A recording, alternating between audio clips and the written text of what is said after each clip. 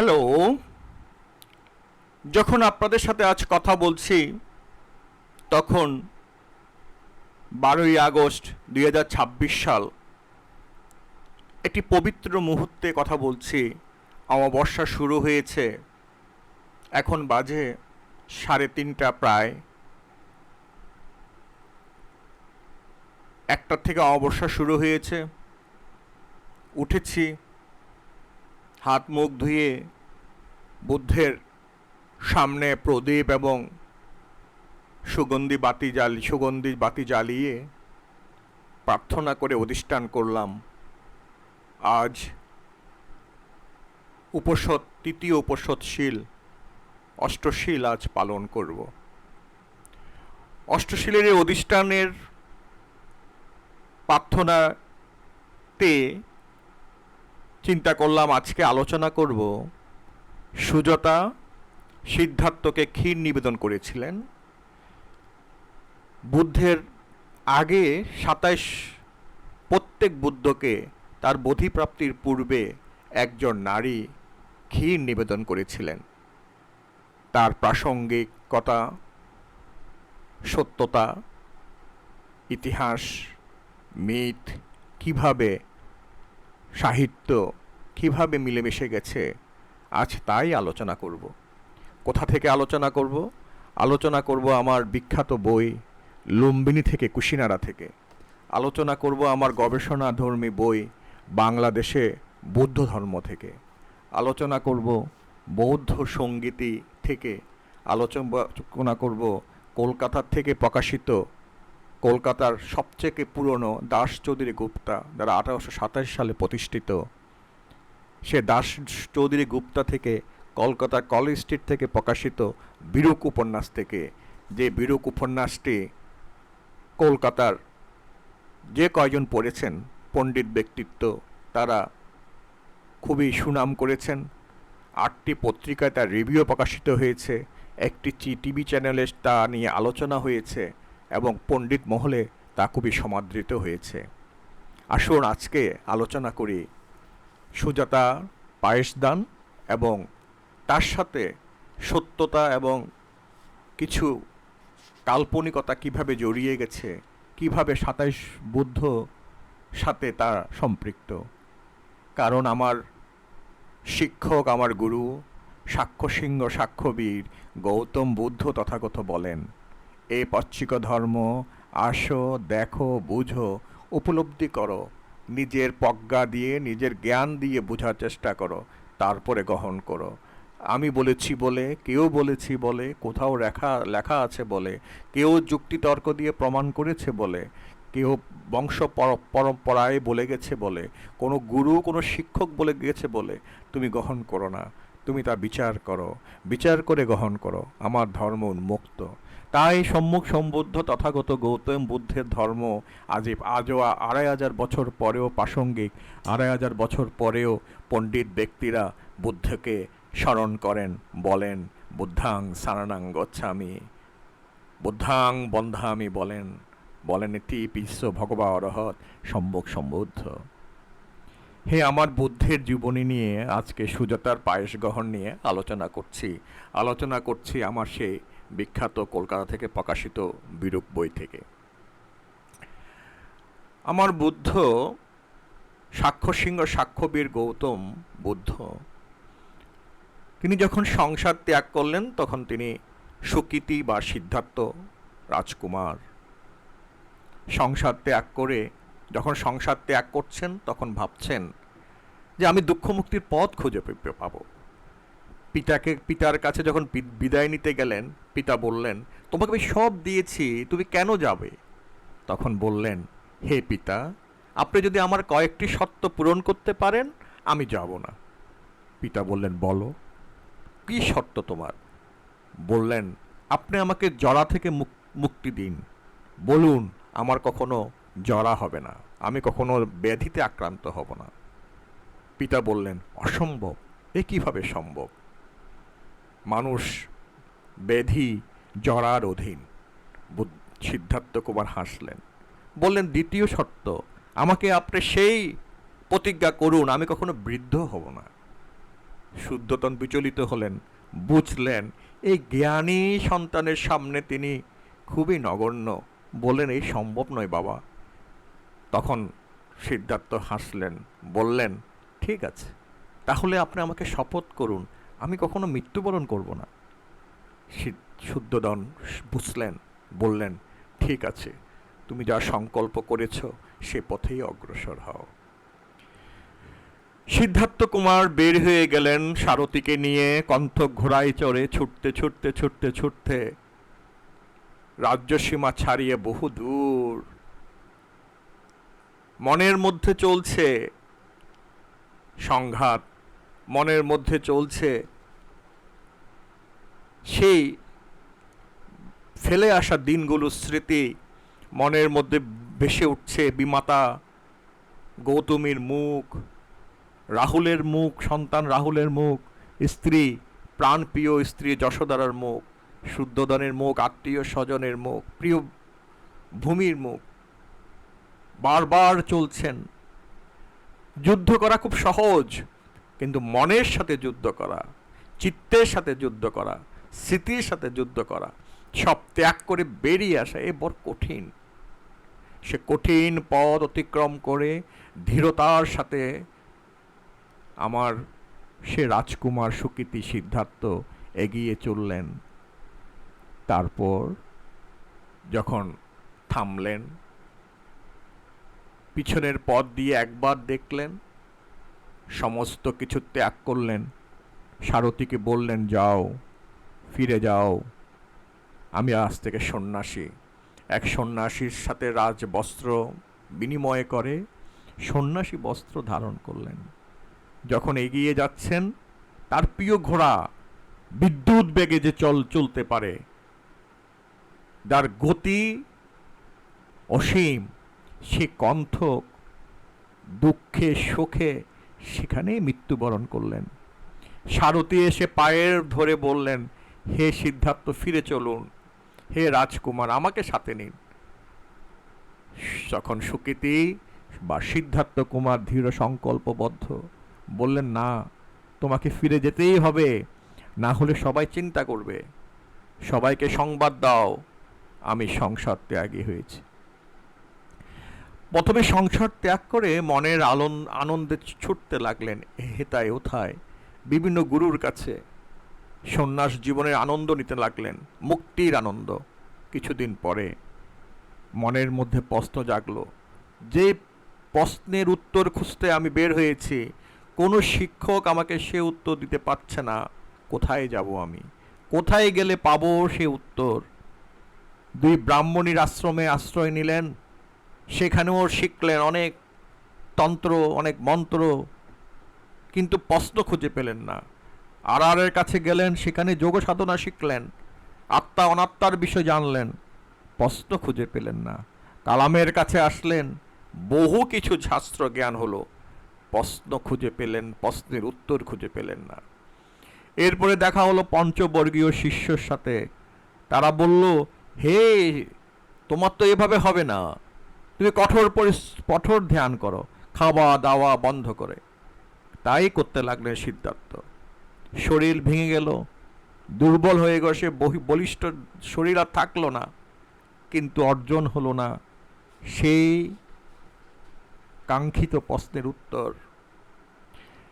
এরপরে সে নিষ্ফল কঠোর সাধনায় স্বাস্থ্য ভগ্ন হয়ে আমার সিদ্ধার্থ কুমার উপলব্ধি করলেন, আমার বলিষ্ঠ দেহ তো বিনাশ হয়েছে, আমার যে দৃঢ় মন, সে দৃঢ় মনও তো বিনষ্ট হয়েছে।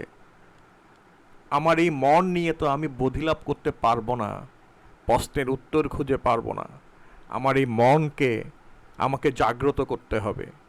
আমি আবার নবীন সাধনায় পুনরুদ্ধারে প্রবৃত্ত হব। আমি আবার সেই বলিষ্ঠ দেহে, বলিষ্ঠ মনে আমাকে আবার সেই প্রশ্নের উত্তর খুঁজতে আমাকে সংকল্পবদ্ধ হতে হবে। তারপরে তিনি সংকল্পবদ্ধ হয়ে তিনি শেষ রজনীতে সুন্নাত সূচি হয়ে একটি পিপল বৃক্ষের নিচে পরিষ্কৃত তৃণমূলের নিচে উপবিষ্ট হয়ে বিশ্রাম নিতে লাগলেন। ক্লান্ত দেহ, চোখ বন্ধ, অনেকটা ধ্যানে। সেই নৈরঞ্জনা নদীর তীরে বন আর বনের এক প্রান্তে সেনানী নামে একটি গ্রাম ছিল। সে গ্রামে নন্দিন বা নন্দিক নামে একজন ধনী বণিক ছিল। তার অপূর্ব সুন্দরী এক স্ত্রী ছিল, নাম ছিল সুজাতা। তাদের কোনো সন্তান ছিল না। তাই তারা এই যে পিপল বৃক্ষ, এই পিপল বৃক্ষের কাছে বহু আগে এসে মানত করলেন, হে পিপল বৃক্ষে অবস্থিত দেবতাগণ, আপনারা আমাদেরকে আশীর্বাদ করুন যাতে আমরা একটি সন্তান লাভ করি। যদি সন্তান লাভ করি আমি আপনাদেরকে পুজো দেব। কি এক প্রকৃতির অফুরন্ত যোগসূত্র! তারা সুজাতা গর্ভবতী হলেন। সুজাতা আনন্দ শেষ নাই। তিনি আনন্দ নিয়ে, উল্লাস নিয়ে তিনি সংকল্পবদ্ধ হলেন, আজ আমার সেই দেবতাদের পূজা দেবার সময়। সুজাতা ছিল বিশাল গৌপাল, অর্থাৎ বিশাল গরু পালনের খামার। সেখান থেকে তিনি 1000 গরুকে বেছে নিলেন, গাভীকে বেছে নিলেন। সে 1000 গাভীকে তিনি মধু মিশ্রিত খড় খাওয়ালেন। তাদের থেকে দুধ সংগ্রহ করলেন। দুধ সংগ্রহ করে ওই 1000 গাভী থেকে তিনি উত্তম 500টি গাভীকে বেছে নিলেন। ওই 500টি গাভীকে তিনি ওই 1000 গাভী থেকে সংগৃহীত দুধের দিয়ে তৈরি খাদ্য খাওয়ালেন। খাওয়ানোর পরে ওই 500 গাভী থেকে 200 গাভীকে ভাগ করে নিলেন। ওই 200 গাভীকে ওই 500 গাভী থেকে যে দুগ্ধ সংগ্রহ করলেন সে দুগ্ধ মিশ্রিত উত্তম খাবার খাওয়ালেন। তারপরে সে 500 গাভী থেকে তিনি মাত্র 200 গাভী থেকে তিনি মাত্র 50টি গাভীকে বেছে নিলেন। ওই 50টি গাভীকে তিনি আগে যে 200টি গাভী, সে 200টি গাভী থেকে নেওয়া দুগ্ধ খাওয়ালেন। এভাবে তিনি চলতে চলতে চলতে চলতে লাস্টে সংখ্যা দাঁড়ালো 8টি। এবার সেই সর্বশেষ 8টি গাভীর থেকে দুধ সংগ্রহ করে তিনি একটি মাত্র গাভীকে দুগ্ধ পান করালেন। এরপরে সাথে সাথে তিনি ওই 8টি গাভী থেকেও তিনি দুগ্ধ সংগ্রহ করলেন।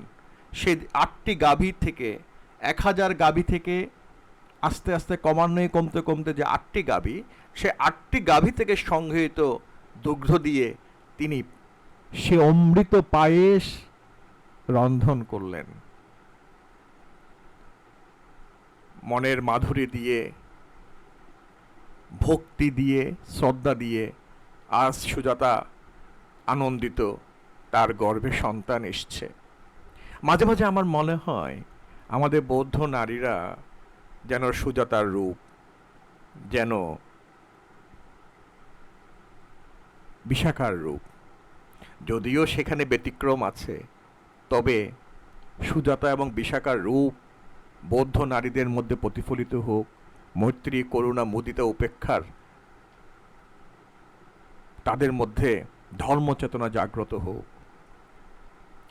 তারপরে পায়েস যখন রান্না শেষ হলো, তিনি ভীতকে বললেন, যাও সে বৃক্ষ দেবতার আমি আজকে পুজো দেব, তোমরা সেই বৃক্ষর নিচে গিয়ে পরিষ্কার পরিচ্ছন্ন করো, আমি আর আমার স্বামী আজকে আসছি পুজো দেব।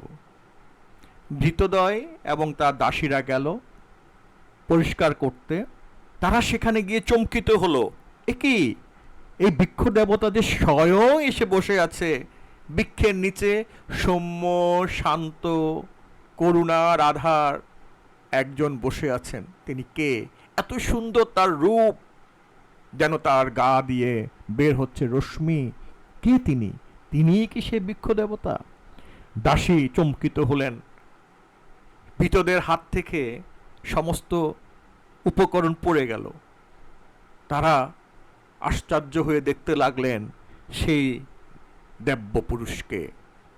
একজন দাসী ছুটতে ছুটতে ছুটতে এসে বলল, ওহে আমার মালিক, ওহে সুজাতা, তোমার আশা পূর্ণ হয়েছে, তোমার পায়েস আর রন্ধন শেষ হয়েছে।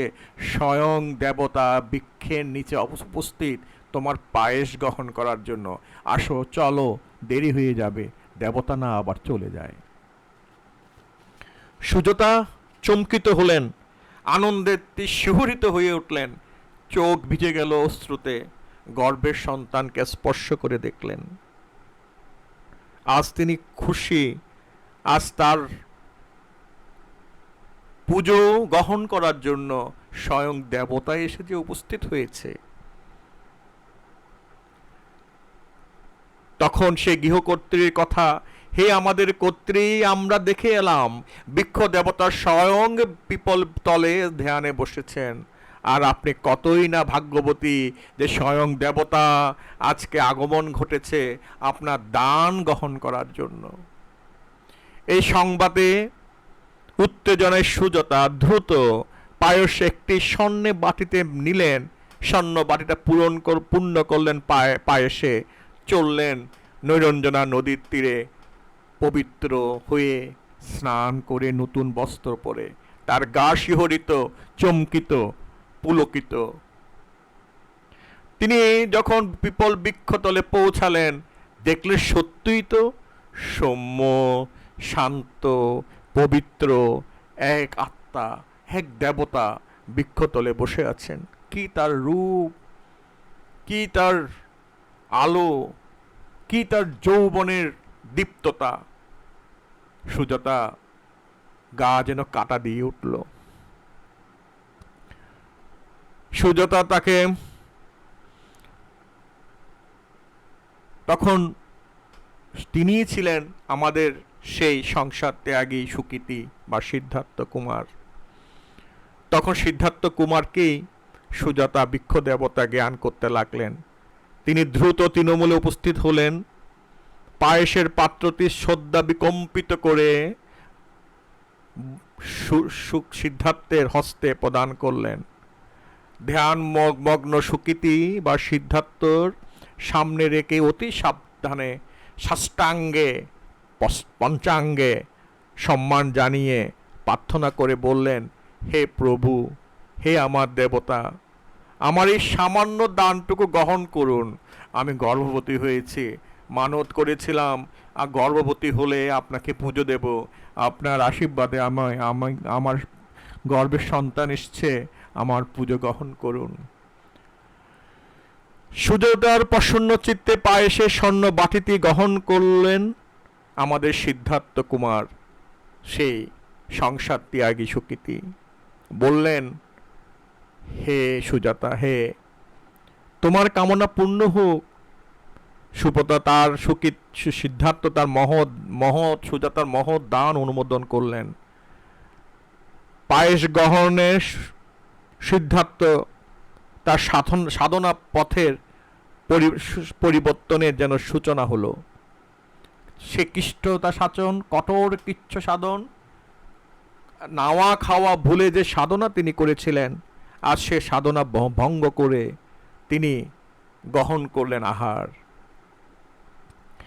এই পায়েস তাকে মুছে দিল তার দীর্ঘ 6 বছরের নিষ্ফল কঠোর তপস্যার, শরীর ভগ্নের সে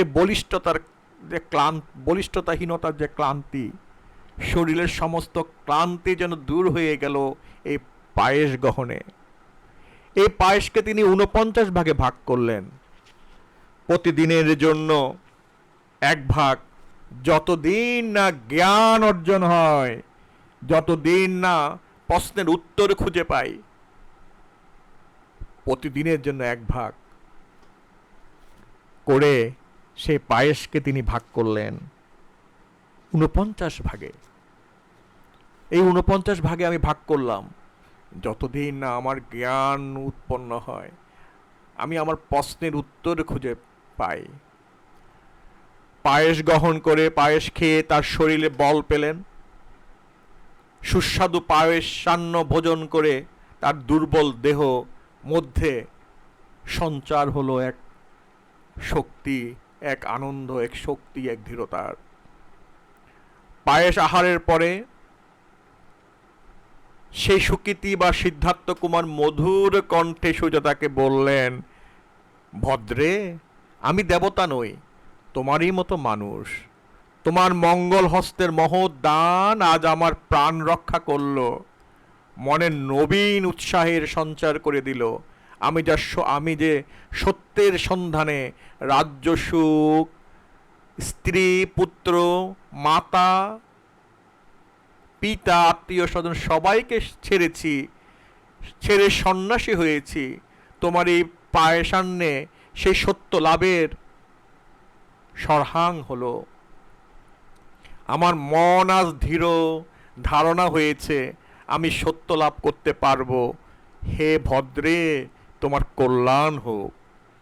এই রূপে সুকৃতি বা সিদ্ধার্থ কুমার এরপর থেকে নিরবিচ্ছিন্নভাবে খাদ্য গ্রহণ করতে লাগলেন।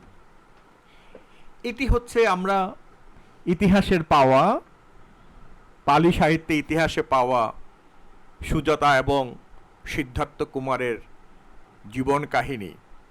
এটি সত্যতা পাওয়া গেছে বুদ্ধগয়ার উপকণ্ঠে। সেই সুজাতা যেখানে পায়েস দিয়েছিলেন সে অংশটি চিহ্নিত হয়েছে, সে বৃক্ষটি চিহ্নিত হয়েছে এবং সুজাতার বাড়ি খুঁজে পাওয়া গেছে।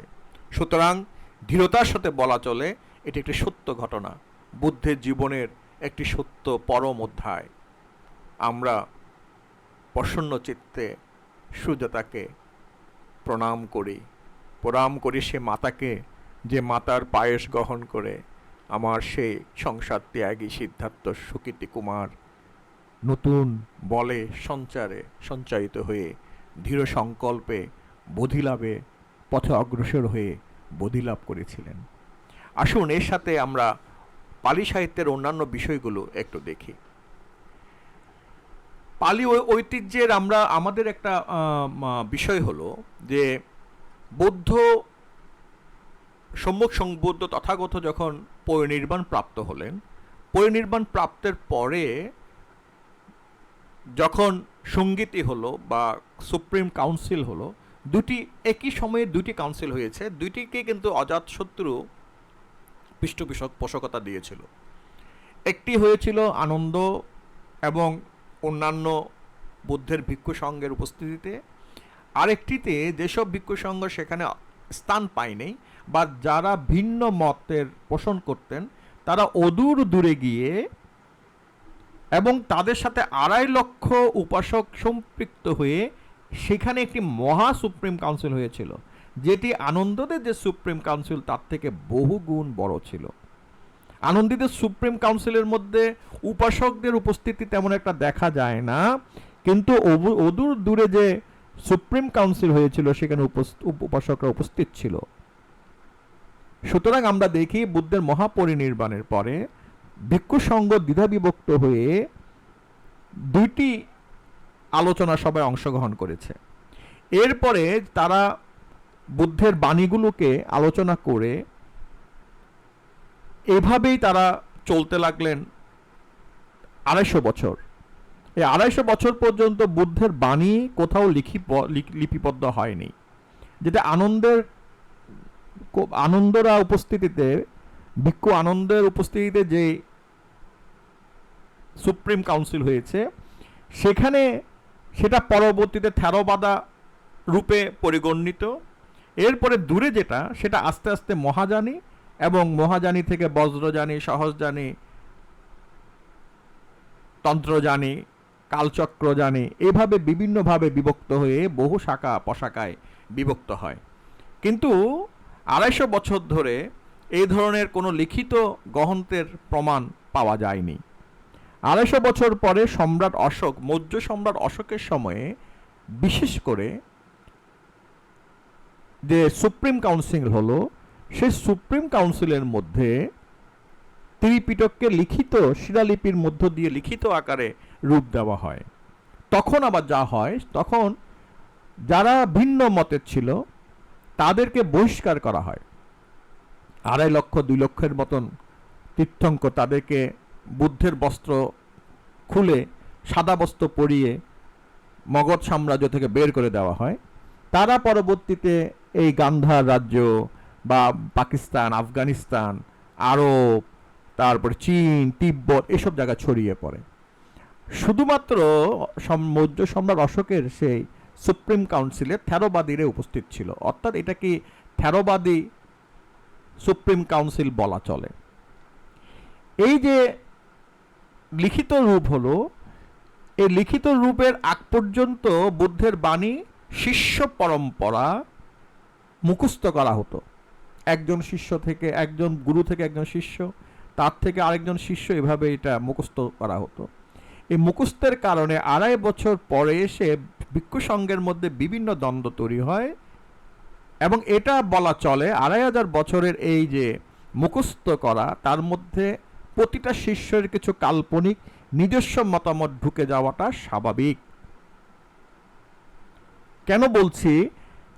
সাক্ষ্যসিংহ, সাক্ষ্যবীর তথাগত গৌতম বুদ্ধের যে জীবনী, তার প্রতিরূপ আমরা বিগত 27 বুদ্ধের জীবনীতেও দেখি। কি কি? 1 হচ্ছে প্রতিজনেই সংসার ত্যাগ করেছেন। 2 হচ্ছে প্রতিজনেই রাজা বা রাজপুত্র বা খুব ধনী ছিল। 3 হচ্ছে তারা রথে চড়ে বা কোনো কিছুতে চড়ে, তারা বাহনে চড়ে তারা সংসার ত্যাগ করেন। 4 হচ্ছে তারা স্ত্রী, পুত্র, কন্যা, পরিবার ত্যাগ করেন। 5 হচ্ছে তারা বোধিবৃক্ষের নিচে বোধি জ্ঞান লাভ করেন। 6 হচ্ছে তারা কারোর কাছে পায়েস গ্রহণ করেন।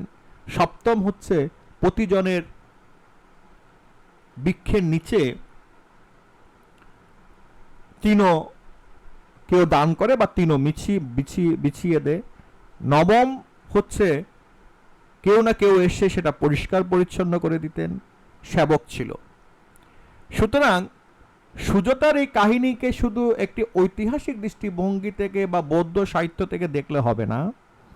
এর সাথে 28 বুদ্ধের যে জীবনীতেও এই ধরনের ঘটনা আমরা যখন দেখি, তখন আমরা বুঝতে পারি যে এই যে পায়েস গ্রহণ, এটা বৌদ্ধ সাহিত্যের এবং প্রতিটা বুদ্ধের বোধিলাভের সাথে একটি অঙ্গাঙ্গিকভাবে জড়িত।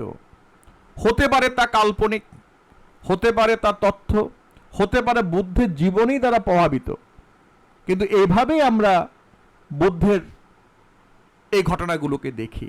সুতরাং সুজাতার পায়েস দান এবং সিদ্ধার্থের পায়েস গ্রহণকে একটি ঐতিহাসিক সত্য হিসাবে যেমন আমাদের অনুধাবন করা আবশ্যক, সেভাবে এটাও বিচার করতে হবে এখানের মধ্যে প্রচলিত ধারণা বা গল্প বা কাল্পনিক কিছু কতটুক জড়িয়ে গেছে, তা আমাদেরকে বৌদ্ধ ধর্ম গ্রন্থ এবং ইতিহাসের উভয় দৃষ্টিভঙ্গি থেকে আমাদের বিচার করতে হবে। বুদ্ধ শুধু সুজাতাকে বুদ্ধের বুদ্ধত্বের লাভের কারণ হিসাবে দেখা অনুচিত। অনেক ভিক্ষু সংঘ, অনেক পণ্ডিত ব্যক্তি বলে থাকেন যে সুজাতার যে পায়েস গ্রহণটাই বুদ্ধের বুদ্ধত্ব লাভের সাথে একটি গুরুত্বপূর্ণ বা প্রধান কারণ। এটি সেভাবে দেখা উচিত নয়, কারণ বুদ্ধের বুদ্ধত্ব লাভের ভিত্তি ছিল সিদ্ধার্থের আধ্যাত্মিক অনুশীলন, ধ্যান, আত্ম উপলব্ধি, যা তৈরি হয়েছিল সেই 4টি নিমিত্ত দর্শনের পরে এবং তার সংসার ত্যাগের মধ্য দিয়ে। সুতরাং সুজাতার পায়েস দান এবং সিদ্ধার্থের পায়েস গ্রহণ এটি একটি রূপান্তরিত প্রতীক, যেখানে সিদ্ধার্থ যে পায়েস গ্রহণের পরে সিদ্ধার্থ উপলব্ধি করেছিলেন যে কঠিন কঠোর তপস্যা, দেহকে নষ্ট করে যে তপস্যা, এই তপস্যার কোনো ফল হবে না। কিচ্ছুদা সাধন কোনো ফল নয়, ভোগ বিলাসিতাও কোনো ফল দিতে পারে না, মধ্যম পন্থা অবলম্বন করতে হবে। তাই বুদ্ধের ধর্ম মঞ্জিম প্রতিপদ, মধ্যম পন্থা। সুতরাং সুজাতার এই পায়েস গ্রহণকে আমাদেরকে দেখতে হবে আধ্যাত্মিক দৃষ্টিকোণ থেকে, আমাদেরকে দেখতে হবে ঐতিহাসিক এবং ইতিহাসের কঠিন বিচারে, একাডেমিক বিচারে। আধুনিক গবেষকরা তাই সুজাতার কাহিনীকে বুদ্ধ জীবনের একটি সাহিত্যের ক্রমান্বতিক বিকাশ হিসেবে গণ্য করে। কেন গণ্য করে? কারণ একই ধরনের ঘটনা বিগত ২৭ বুদ্ধের জীবনেও ঘটেছে। তার জন্য একাডেমিকরা এটাকে যখন বিচার করেন তখন সে ২৭ বুদ্ধের জীবনীকেও তারা বিচারের কাঠগড়ায় এনে দাঁড় করান। তারা কোষ্ঠী পাথরে বিচার করতে চান এটি কি বিগত ২৮ বুদ্ধের ঘটনার ক্রমন্বয়ে একটি ঘটনা, বিকশিত ঘটনা, ঐতিহাসিক অংশ, না সুজাতার পায়েস গ্রহণের এই ঘটনাটি উল্টো হয়ে ২৭ বুদ্ধের জীবনের মধ্যে তাকে টেনে নিয়ে যাওয়া হয়েছে। এবং এখানে পালি সাহিত্যের যে দৃষ্টিভঙ্গি, সেখানে দেখা যায় যে প্রতিটা বুদ্ধের ২৮ বুদ্ধের প্রতিটা বুদ্ধের সময়ে তারা কোনো না কোনো কারোর কাছে পায়েস গ্রহণ করেছেন, এবং অদ্ভুতভাবে তার নারীর কাছে। আসুন আমার এই গবেষণামূলক বই বাংলাদেশে বৌদ্ধ ধর্ম, এই বইতে আমি কি লিখেছি, গবেষণা করে কি পেয়েছি তা উল্লেখ করি। কন্যাঙ্গ বুদ্ধ সুজাতা নামী শেষটি কন্যা থেকে পায়েস গ্রহণ করেছিলেন। এরপরে আসুন মঙ্গল বুদ্ধ উত্তর গ্রামের উত্তর শেষ্ঠীর কন্যা থেকে উত্তরা নামে পায়েস গ্রহণ করেছিলেন। এরপরে আসে সুমন বুদ্ধ শেষ্ঠী কন্যা অনুপমা থেকে পায়েস গ্রহণ করেছিলেন।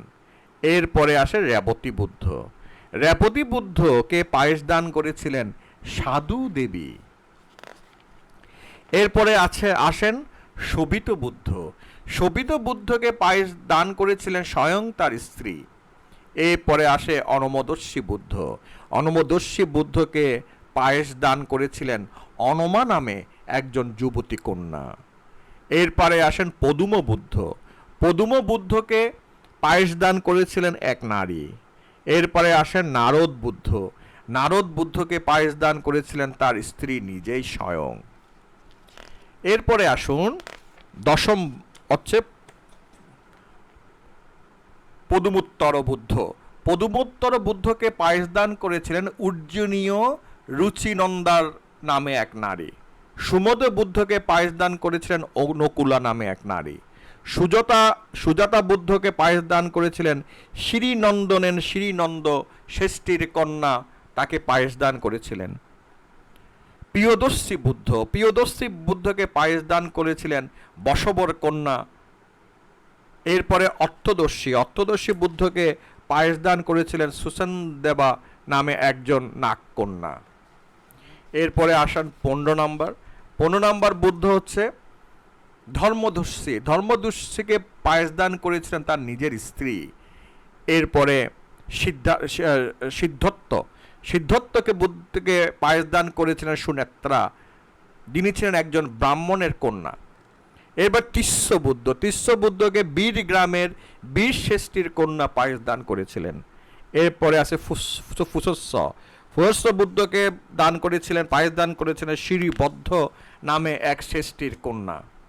এরপরে আসেন বিপস্সী বুদ্ধকে পায়েস দান করেছিলেন সুদর্শন শ্রেষ্ঠীর কন্যা। এরপরে আসেন সিক্ষি বুদ্ধ, তাকে পায়েস দান করেছিলেন সুদর্শন নিগমের প্রিয়দর্শী শ্রেষ্ঠীর কন্যা। এরপরে আসেন বেশুভ বুদ্ধ, তাকে পায়েস দান করেছিলেন সুচিত্র নিগমের শ্রীবন্ধনা নামে এক নারী। এরপরে কুকুসন্ধ বুদ্ধ, তাকে পায়েস দান করেছিলেন সুচিরিন্দ গ্রামের বজীন্দ্র ব্রাহ্মণের কন্যা। এরপরে কন্যাঙ্গমন বুদ্ধকে পায়েস দান করেছিলেন অগ্নিসোম ব্রাহ্মণের কন্যা।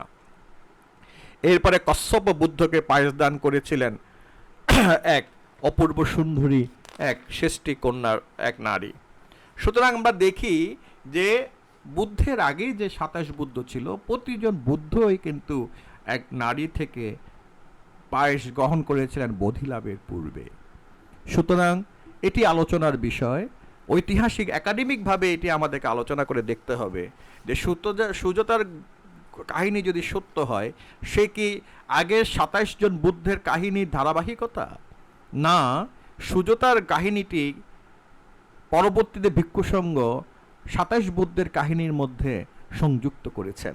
কারণ যে নামগুলো এসছে, সে নামগুলো এবং 27 বুদ্ধের যে জীবন তথ্য আলোচনা হয়, যেমন আমরা যদি প্রথম বুদ্ধ বলি, সে প্রথম বুদ্ধের যে জন্ম,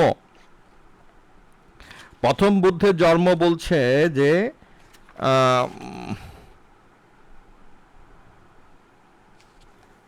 প্রথম বুদ্ধের যে জন্ম, যে দীপঙ্কর বুদ্ধ, সে দীপঙ্কর বুদ্ধের যে সাথে যে সিদ্ধার্থ কুমারের বা গৌতম বুদ্ধ তথাগতের যে পার্থক্য, সে পার্থক্য কিন্তু অনেক অনেক অনেক।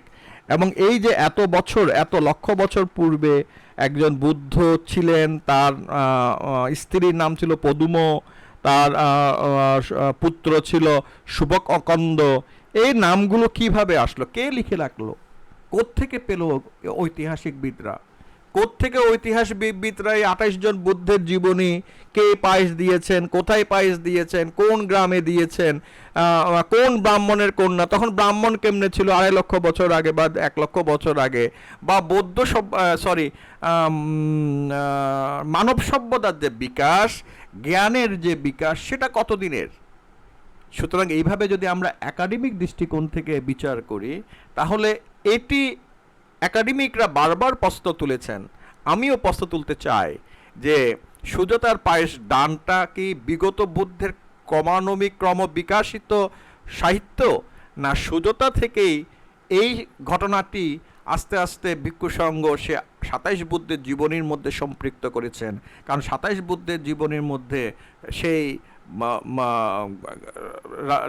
রাজা বা রাজপুত্র বা শ্রেষ্ঠী ধনী এইটি মিলে যায় তার একটি, তাদের পুত্র এবং স্ত্রী ছিল, আবার সেটাও মিলে যায় তারা স্ত্রী পুত্রকে ত্যাগ করে সংসার ত্যাগ করে, এটাও আবার ছিল তারা বোধিবৃক্ষের কোনো একটা বৃক্ষের নিচে আসে, এটাও ছিল সেখানে কেউ তৃণদান করে, তার সেবা করে, এটাও ছিল তিনি সেখানে পায়েস গ্রহণ করেন এবং বোধি লাভ করেন। সুতরাং এই ঘটনাগুলো যে পারস্পরিক মিলে যায়, সেই সাহিত্যের এগুলো হয়ে যায় যে যেন বুদ্ধ মানে শুধু সম্মুখ তথাগত গৌতম বুদ্ধ নয়, সমস্ত বুদ্ধের জীবনীমূলক একটি যেন সাহিত্যের ক্রমবিকশিত একটি ঐতিহাসিক রূপ। পালি ঐতিহ্যে একটি আকর্ষণীয় অন্তর্দৃষ্টি হচ্ছে যে প্রত্যেক বুদ্ধই বোধিপ্রাপ্তির পূর্বে পায়েস গ্রহণ করছে। আমরা স্পষ্টভাবে আমি বলতে চাই যে আমি যে কথাটা আলোচনা করছি, সে আলোচনার কথাগুলো হচ্ছে একাডেমিক দৃষ্টিভঙ্গি থেকে, পার্শ্বিক ধর্মের দৃষ্টিভঙ্গি থেকে সে প্রশ্নটি করা যে ঐতিহাসিক প্রেক্ষাপটে কিভাবে আমরা এই ঘটনাগুলোকে দেখব, কিভাবে আমরা ঐতিহাস এবং একাডেমিক রিসার্চের কোষ্টি পাথরের মধ্য দিয়ে বের করে নিয়ে আসব আসল সত্য একাডেমিকভাবে আমরা পাই। আমি নিজে ভ্রমণ করেছি এবং আমি যখন গিয়েছি বিভিন্ন জায়গায় পুরো ভারতবর্ষে, এটি সুস্পষ্টভাবে প্রমাণিত যে সুজাতা এবং সিদ্ধার্থের ঘটনাটি সত্য। কারণ সেখানে সেই জায়গাটা, স্থানটা নির্ধারিত হয়েছে, সুজাতার যে বাড়ি গৃহের যে ভগ্ন অংশ পাওয়া গেছে, একাডেমিকভাবে এটি সত্য, এই ঘটনাটা ঘটেছে। আমরা তাতে কোনো ধরনের দ্বিমত করার কোনো যুক্তিসঙ্গত কারণই নাই। কিন্তু আমরা আলোচনা করছি যে বাকি যে 27 জন বুদ্ধ ছিলেন, সে বুদ্ধের ঘটনার সাথে সুজাতার ঘটনা কতটুকু প্রাসঙ্গিকভাবে মিলে যায়, সেখানে কতটুকু সত্যতা আছে, কতটুকু কল্পনা জড়িত হয়ে গেছে। কারণ আমি যখন গবেষণা করছি বৌদ্ধ সঙ্গীতি, আমরা বলছি বৌদ্ধ সঙ্গীতি হয়েছে, ভিক্ষু সংঘ বলতে চাই 6টি, কিন্তু আমি আমার এই গবেষণামূলক গ্রন্থে পথে পথে পরিব্রাজকের মতো ঘুরে এই প্রান্ত থেকে ওই প্রান্ত ঘুরে বিভিন্ন সমৃদ্ধ লাইব্রেরি থেকে তথ্য সংগ্রহ করে পেয়েছি মোট 14টি সঙ্গীতি হয়েছে। শুধু তাই নয়, হে আমার বৌদ্ধ সম্প্রদায়, এই সঙ্গীতিগুলোর আগ পর্যন্ত এবং কি আমরা ষষ্ঠ সঙ্গীতির আগ পর্যন্ত এই বহু পণ্ডিত ব্যক্তি এই বৌদ্ধ ত্রিপিটককে বহুভাবে লিখেছেন। বৌদ্ধ আমরা ত্রিপিটক থেরোবাদীরা বলছি, কিন্তু মহাযানে গিয়ে আমি পঞ্চপিটক পেয়েছি। থেরোবাদীতে আমরা কালচক্র তন্ত্র বা তন্ত্র শাস্ত্র কিছু পাই না, কিন্তু আমরা মহাযানে গিয়ে কালচক্র তন্ত্র পাই। থেরোবাদাতে কখনো বলা হয়নি যে বুদ্ধ তন্ত্রশাস্ত্র নিয়ে আলোচনা করেছেন, কিন্তু মহাযানে বলা হয় বুদ্ধ একজন শ্রেষ্ঠ তান্ত্রিক এবং তন্ত্র যোগী ছিলেন। তার জন্য আমরা মহাযানের সম্প্রদায়ের মধ্যে দেখি যে বিভিন্ন ধরনের তন্ত্রমন্ত্রের অবস্থান। কালচক্রতন্ত্র নিয়ে গবেষণা করতে গিয়ে আমি অবাক হয়ে গেছি। সেখানে দাবি করা হয় কালচক্রতন্ত্র স্বয়ং সম্যক সম্বুদ্ধ গৌতম বুদ্ধের তথাগতের দেশনা, এবং সেটা নিয়ে কুষাণ যুগে চতুর্থ সঙ্গীতির সময় যে পালি গ্রন্থ রচিত হয় সেখানে কিন্তু এই তন্ত্রশাস্ত্র নিয়ে ছিল। পরে নাগার্জুন হতে শুরু করে বিভিন্ন পণ্ডিত ব্যক্তি এবং ভারতবর্ষে যতগুলো সমৃদ্ধ বিশ্ববিদ্যালয় গঠিত হয়েছে, বৌদ্ধ বিশ্ববিদ্যালয়, প্রতিটি বিশ্ববিদ্যালয় ছিল মহাযানীদের দ্বারা নিয়ন্ত্রিত। সেখানে তন্ত্রশাস্ত্র আলোচনা হতো। ইভেন কি নালন্দার মধ্যেও কিন্তু তন্ত্রশাস্ত্র আলোচনা হতো। নালন্দার অধুরে থেরোবাদীরা অবস্থান করত। তারা কিন্তু প্রতিটা সময় নালন্দার যে ভিক্ষু সংঘ আছে পণ্ডিতদেরকে সমালোচনা করত, এবং তাদের সেখানে কিন্তু নালন্দার যা বসবাসরত পণ্ডিতদের সাথে থেরোবাদী পণ্ডিতদের সাথে দ্বন্দ্ব ছিল। নালন্দা ধ্বংসের পিছনে শুধু সেই মুসলিম শাসকের কারণ নয়, ব্রাহ্মণ্যবাদের কারণ নয়, ভিক্ষু সংঘের দ্বন্দ্বও একটি কারণ থেরোবাদা ভিক্ষু সংঘের সাথে ব্রাহ্মণরা মিলে নালন্দার বিরুদ্ধে যথেষ্ট পরিমাণ ষড়যন্ত্র লিপ্ত ছিল। সেভাবে বাংলাদেশে যতগুলো বৌদ্ধ বিশ্ববিদ্যালয় পাওয়া যায়, যেমন বগুড়ার পাহাড়পুর বা ময়নামতি বা কথিত সে পণ্ডিত বিহার, সব বিহারগুলো বৌদ্ধ বিহারগুলোই ছিল মহাযানপন্থী। সেখানে তন্ত্রশাস্ত্রের প্রচলন ছিল। সুতরাং এই যে বিভিন্ন সময় পণ্ডিত ব্যক্তি উদ্ভব হয়েছে, তারা কিন্তু বিভিন্নভাবে ত্রিপিটককে বিভিন্ন সংস্করণ করেছে। এই সব কিছু নিয়েই সঙ্গীতের সময় আলোচনা করে গহনগুলো গহন, বর্জনগুলো বর্জন করা হয়েছে। লাস্টের ষষ্ঠ সঙ্গীতি, তাও থেরোবাদী সঙ্গীতি, সেখানে মহাযানীদের অংশগ্রহণ ছিল না। সুতরাং মহাযানীরা যেভাবে ত্রিপিটককে বলে যাচ্ছেন, এবং তারা সেই যে বুদ্ধের মহাপরিনির্বাণের পরপরই তারা যে সঙ্গীতে আয়োজন করেছিলেন, সেটাও ইতিহাসের কোনো জায়গার মধ্যে উল্লেখ করা হয় না।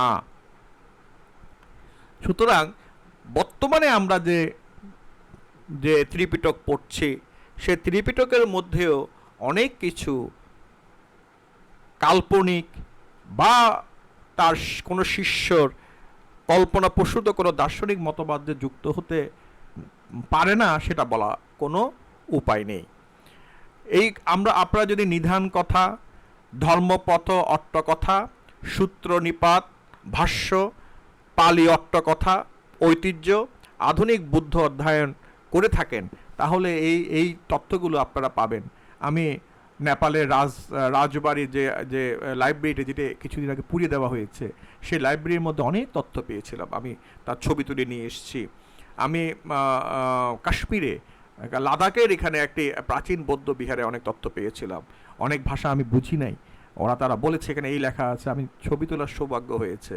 আমি মুস্তাং, নেপালে সে অজপাড়া বা হিমালয়ের পাদদেশে যে মন্দির, প্রাচীন মন্দির থেকে অনেক তথ্য পেয়েছি। আমি বুঝিনি, পাঠ উদ্ধার করা সম্ভব হয়নি, অনেক শিলালিপির ছবি তুলেছি। এই আমার তথ্য ভাণ্ডার থেকে এটি বলা চলে যে প্রকৃত বুদ্ধ 2500 বছর আগে বুদ্ধদের দেশনা করে গিয়েছিল, সে দেশনা অবিকৃত আছে, সেটা বলার কোনো অবকাশ নেই।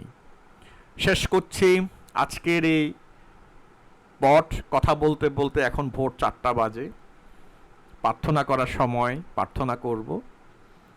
প্রার্থনা করার আগে বলতে চাই, সারা জীবন একটি স্বপ্ন দেখেছি, যে একটি নারী, যে নারী সাথে আমার দেখা হবে, হয়তো যে নারী আমার বন্ধু হবে, হয়তো আমার সহধর্মিণী হবে, হয়তো আমার সঙ্গী হবে, তিনি হবে সুজাতার মতন অথবা বিশাখার মতন শান্ত, স্থির, ধার্মিক, ধর্মকে লালন করেন, যার মধ্যে থাকবে করুণা, যার মধ্যে থাকবে মৈত্রী, যার মধ্যে থাকবে উপেক্ষা, যিনি সবাইকে আলিঙ্গন করে রক্ষা করবেন, কাউকে তিনি পরিত্যাগ করবেন না, আত্মীয় স্বজন বন্ধু বান্ধবকে তিনি তার মাতৃত্বের শীতলতায় আশ্রয় দেবেন। দুর্ভাগ্য, বৌদ্ধ সম্প্রদায়ের দূর দূরান্তে ঘুরেও আজ পর্যন্ত সেই বিশাখারূপী নারীর দেখা পেলাম না।